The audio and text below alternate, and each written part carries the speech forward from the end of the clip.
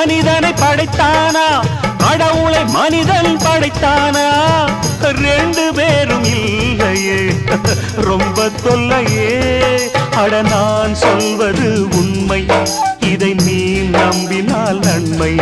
அட நான் சொல்வது உண்மை இதை நீ நம்பினால் நன்மை வானத்தை பார்த்தேன் பூமிய பார்த்தேன் மனுஷனை இன்னும் பார்க்கலையே அட பல நாள் இருந்தேன் உள்ள அந்த நிம்மதி இங்கில்ல